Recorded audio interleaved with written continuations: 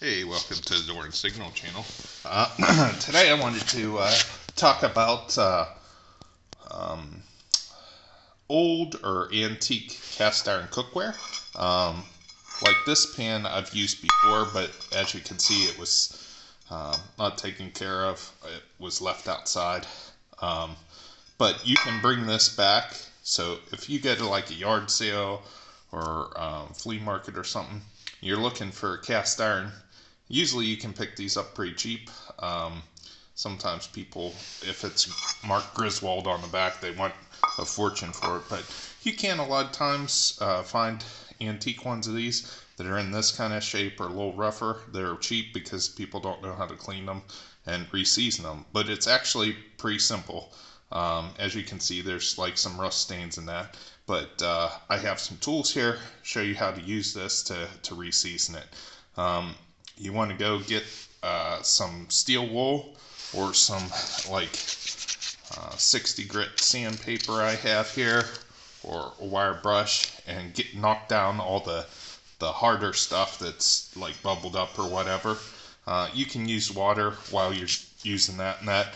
The one thing I would suggest, if it's an older, more like antique one, they actually polish the inside of these so it'll have a smoother texture than the newer ones. So if it is an older one, I wouldn't recommend using any kind of power tool like that. If it's a newer one from like Wagner and that, go ahead and use that. It's not really going to hurt it.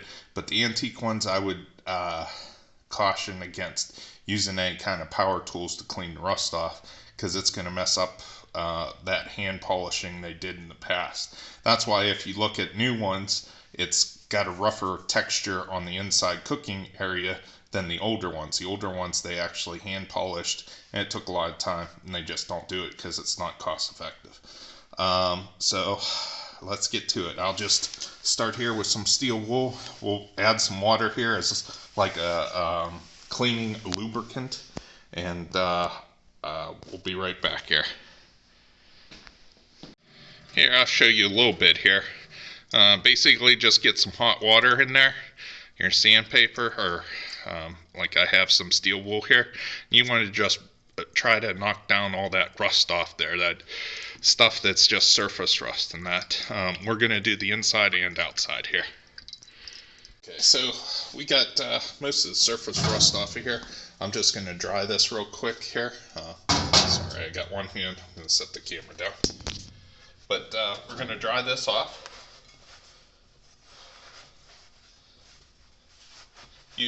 When you're using the paper or the steel wool or sandpaper, you want to do a better job getting the rust off the inside cooking surface than the outside. But just knock it down, make it as nice as possible.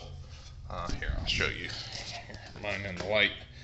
You want to get most of the brown orange color stuff, and if you can get it like a gray color, that's perfect. As you can see, there's still some residual seasoning on here, but that's okay. So that's the first step. You want to clean it up. As you can see, it's a little rusty on the outside still, but that's okay. The important part's the cooking surface. So the next step you want to do is you want to get some olive oil or canola oil or something and coat this. So we'll do that step next. Alright, so we got the pan here, we got some olive oil, and we have just a paper towel here. We're gonna wipe it down. So I won't show you that, but I'll show you after it's done.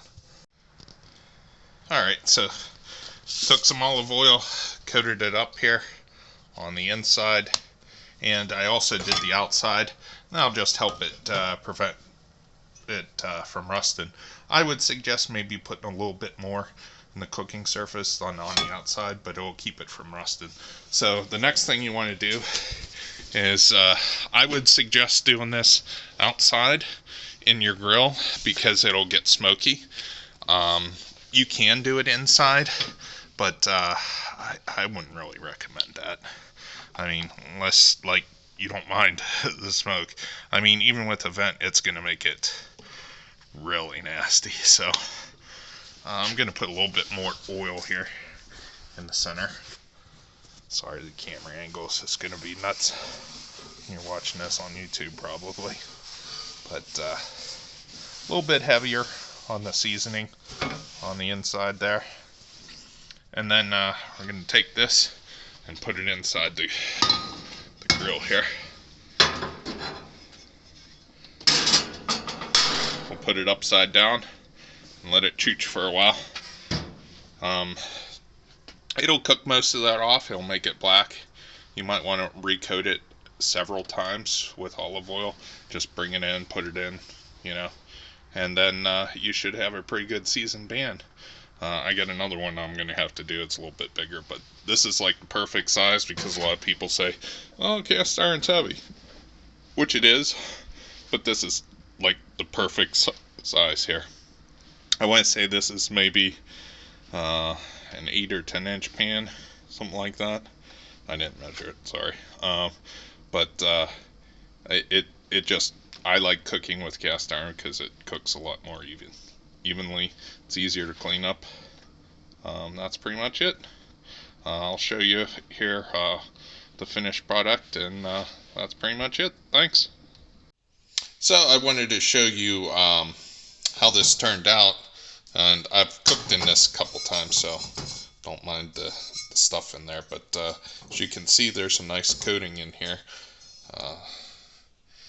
from the pan you saw before. I might coat this one more time and put it in there, but there you go. That's what it looks like. Thanks for watching.